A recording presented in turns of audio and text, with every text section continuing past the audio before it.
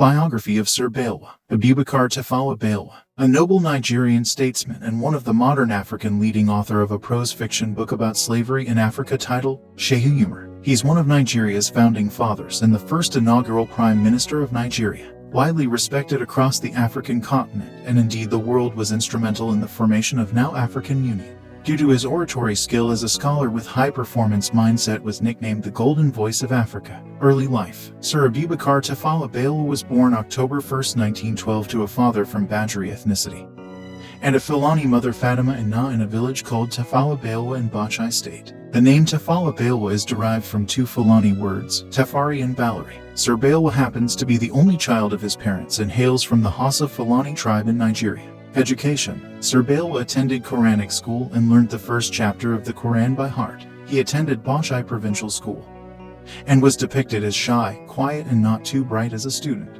He later enrolled at Katsina Teacher Training College and graduated with a third-class certificate, performing best in English language. Having passed the Senior Teacher's Certificate examination, went on to become a teacher, and thereafter a headmaster of Bauchi Middle School. He eventually traveled out to study at the University of London's Institute of Education and graduated with a teacher's certificate in history. Career. Having passed the Senior Teacher's Certificate examination as a teacher, Sir Balewa became the headmaster of Bauchi Middle School.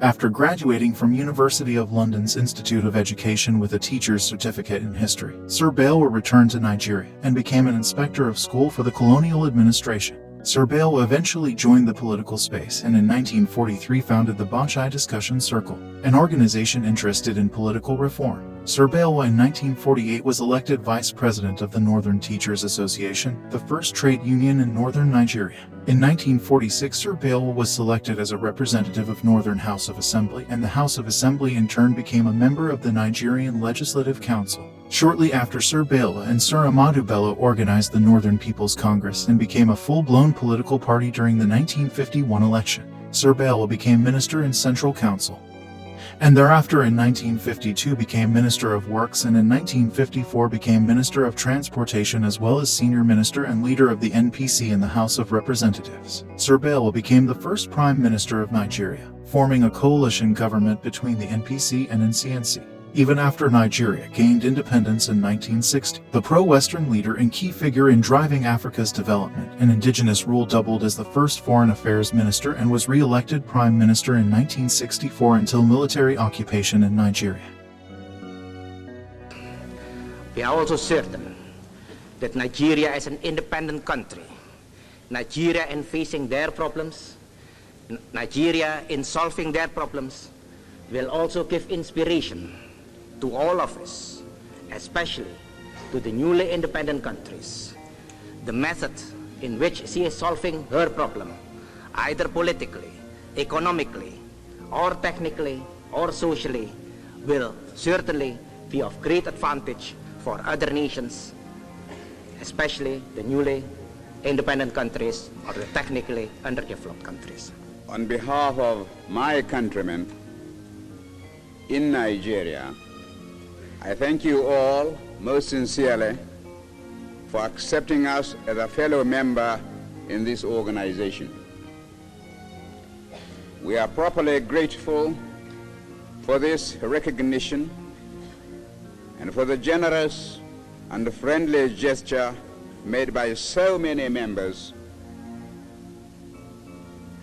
who sent very distinguished delegations to join us in celebrating our accession to independence. And it is about that country which I wish to speak to you first. I frankly admit, Mr. President, that there are many features of this seemingly intractable problem which remains obscure to me. I am in some doubt as to the exact manner in which the Constitution granting independence to that country was drawn up by the colonial power which formerly administered the territory.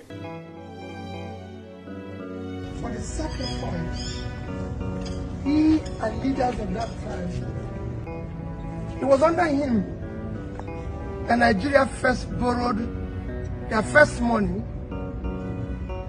which was to build Kainji Dam. If you read the letter he wrote to the then World Bank president, he said, I borrowed this money in order to build and construct this facility, Kainji, which is still standing today, to generate 750 megawatts for my people and unleash the economic boom of Nigeria. Today we are borrowing for consumption. Kainji is still standing, almost 58 years after. That is what we want for Nigeria, where we will borrow for investment, not for consumption.